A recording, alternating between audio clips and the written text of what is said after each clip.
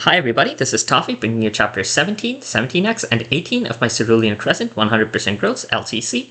Chapter 17 is a multi-kill boss, 8 of them we need to pick off, but our capacity for dealing with offensive map objectives is unlike pretty much any other game.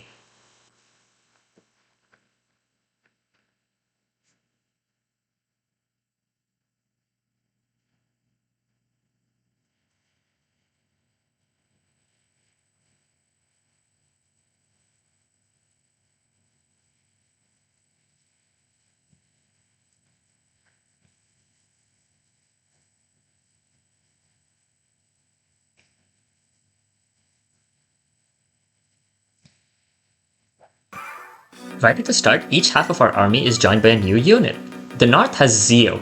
Zio is a tier 1 trainee similar to Foxberry, he promotes at level 20. He's kind of an inverse Q-Lan. His weapon Crescendo effect gives him self-boost rather than his adjacent allies, but this turns out to just not be useful. He'll grab a house here and never do anything else of consequence. Since we took Dune's quest, we will recover treasure from all the houses we visit and actually be able to steal from the residents to get even better treasures.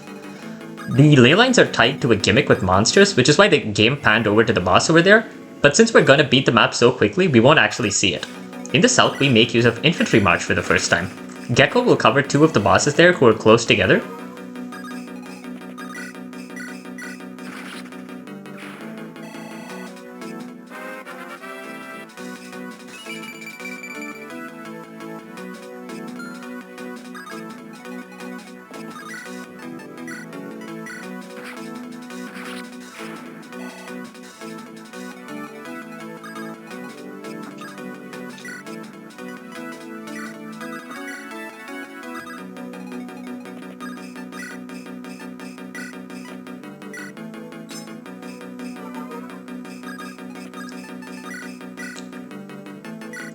Lindros will rob these people blind to get us uncut gems. If we hadn't decided to go all out, we'd get exotic spices which are worth a little less instead.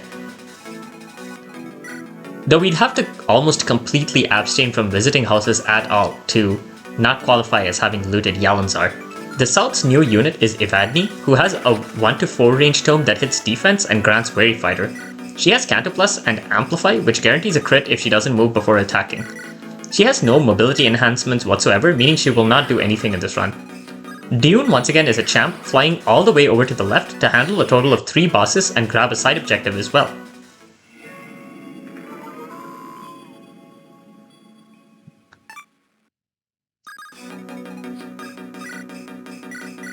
She first kills this enemy who drops a meteor. We need an Anima Siege Tome for chapter 26, though we could technically buy one before then, or use a different Anima Siege Tome which we can grab before that map. Next, Dune will kill Sequoia, which will get us the Odd Device. The Odd Device is a one-use item that acts like an FE3 again. It refreshes every single player unit. In fact, it does one better since it also refreshes the user. It sells for some decent change after being used, but we end up hoarding it until the endgames, so won't get a chance to sell it. You would think this effect would be very powerful, but rather importantly, it does not let units proc skills like Gale Force a second time. This makes it worth less than a full turn of movement. Wisp is basically a pre-promote, and we have a good reason not to want to train her beyond level 15, but she's just so useful that we will still have to have her handle one of the bosses. Our steel will deal with the remaining 2.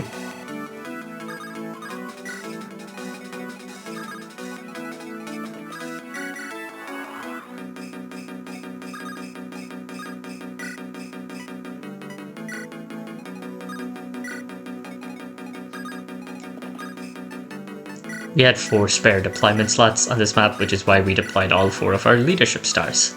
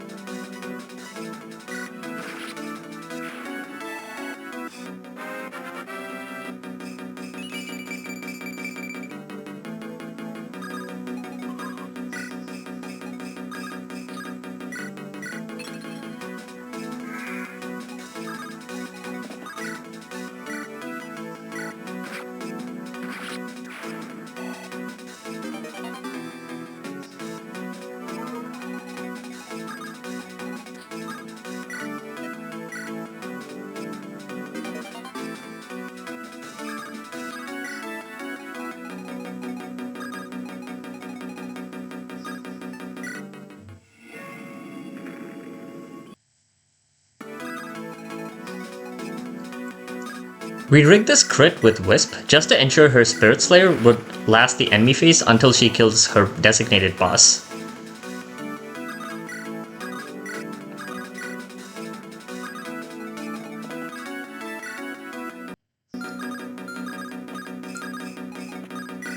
I'll let the enemy phase play out. That'll be chapter 17 in one turn.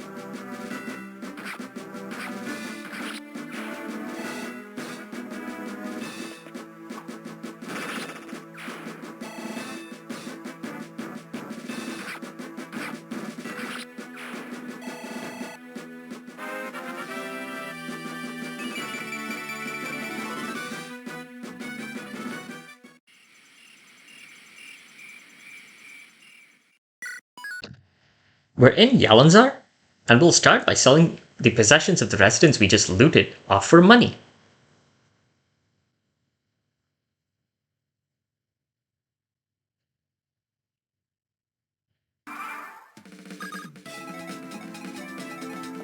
Before we do pretty much anything else, we go off to challenge this guy to a game of chicken dice for 2000 gold.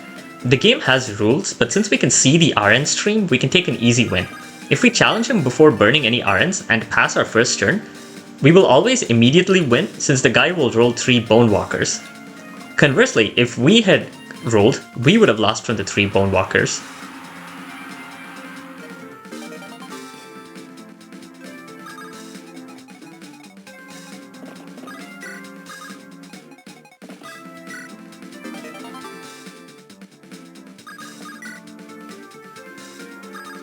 Over here, we see a guy fainted from a carnival game. Oren brought an elixir with him when he showed up, and we will give that to him to get an invitation to the Guildmaster's party.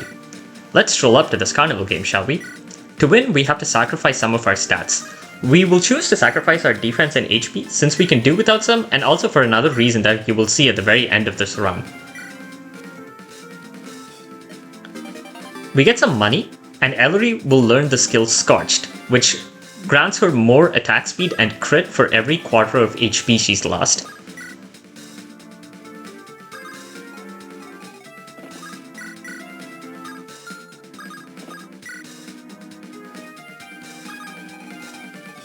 At the party, we get a chance to invest 5000 gold in this startup. We'll have to check in on their progress later.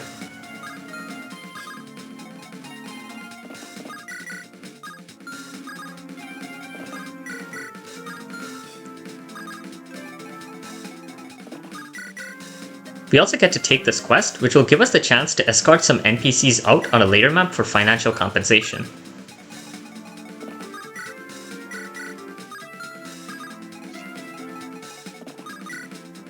With the harpoon, we can break this box to grab some common tools, and also wear down the weapon to 1 use. Rosvik's quest will let us recruit a unit on the next map.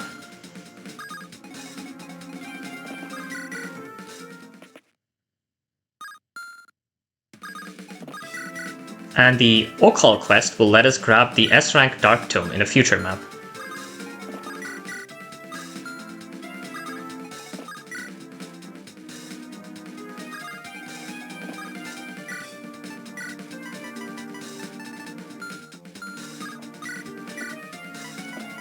Rescuing these boxes out of the way will let us grab a hardy stew.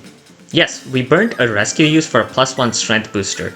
I reassure you, dear viewer, there is a concrete strategic reason why we are gathering all these stat boosters and hoarding them. In fact, when we visit the shops, we will take the chance to buy some skill and luck boosters there, though I miscounted and overbought both of them.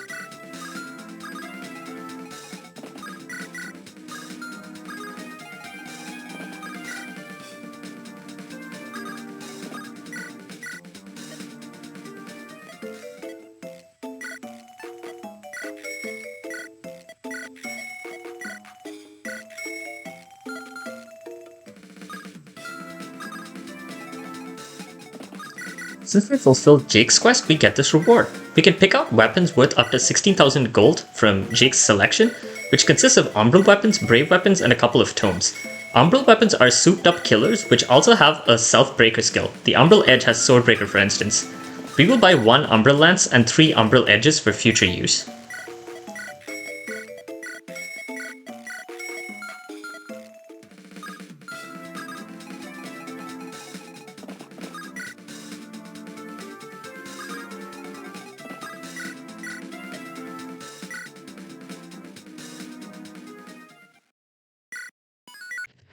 Chapter 18 is another multi-kill boss, though we're up to 10 bosses this time.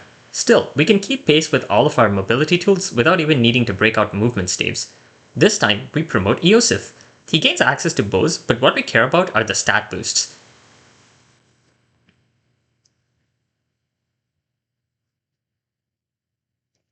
Without the promotion at level 10, he either lacks the speed to double a certain enemy, or he lacks the skill to pull 1% crit on that enemy.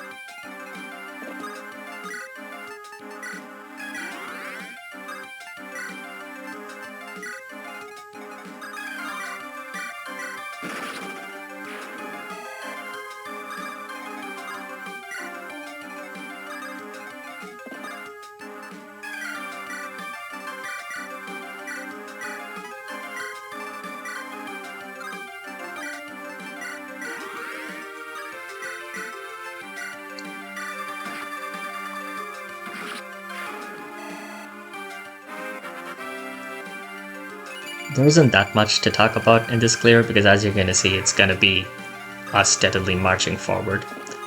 Riker performs a flag warp here.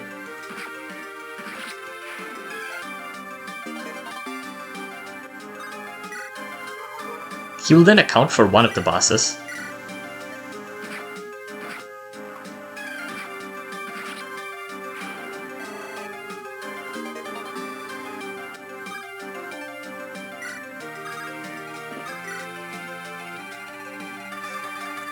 Ellery will walk down to the center to pick off boss number 2.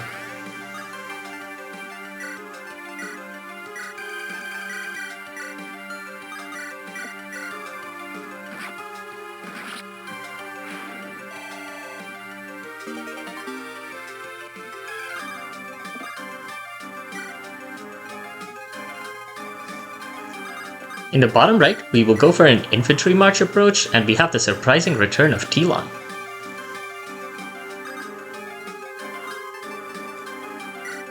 Though we'll move some other units before we get around to Telon and Gecko over there.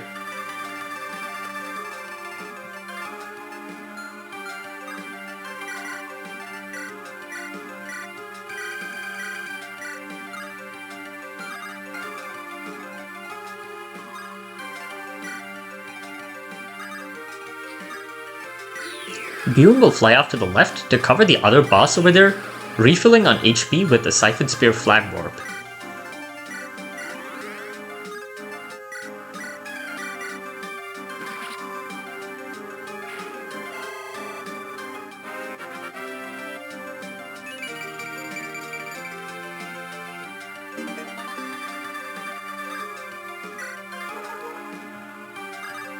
She'll then fly right back so she can cover 2 more of the bosses near the starting area on the bottom left. Lilac 2 will boost Gecko the extra squares she needs to make it to a ley line. Gecko will use Gale Force to cover 2 bosses.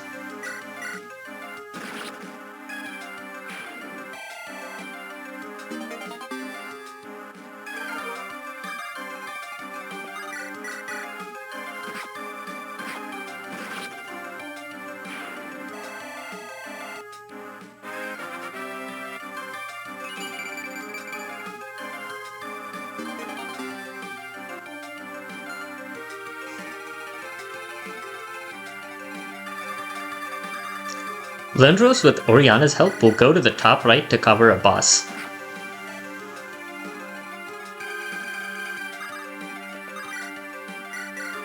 Orin's just here to give that enemy a little bit of chip damage so I didn't have to go burn a bunch of irons for a crit.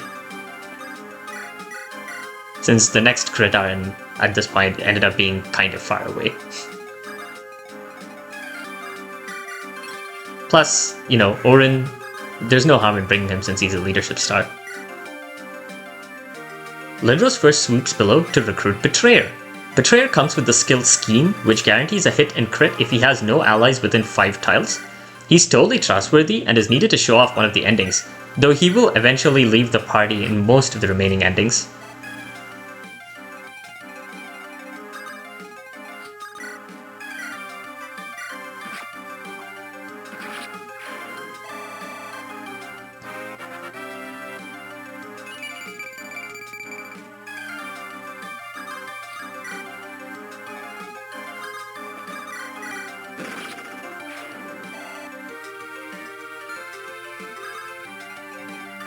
Armstale will cover 2 bosses in the north.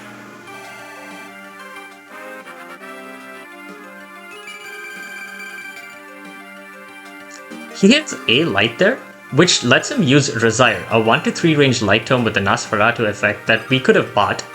Combined with First Strike, that would render him an immortal delete button on turn 1, but it never ends up being useful in this run. Mince hits level 7 and 16 magic there right on time for the next map.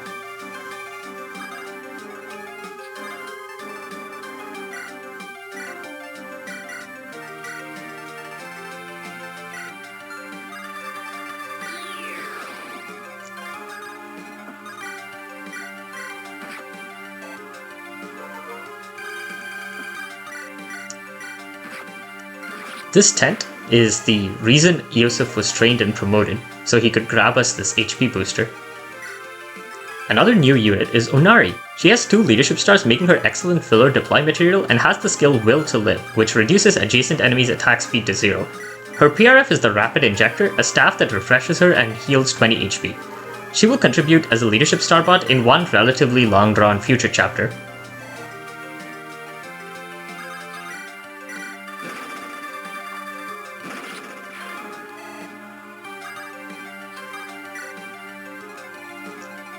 The reason we deployed Tilon was because we needed a mobile unit who could visit the grave to recruit Zubabai. Chickens don't count as infantry units and hence would not be affected by infantry march. And Eosif, as you saw, was busy doing something else. Zubabai has okay bases, S ranks in every weapon type except dark magic, and the skills Insight, which boosts her strength, skill and speed when at close to max HP, and Arms Master, which lets her, as a free action, learn any one breaker skill for a turn.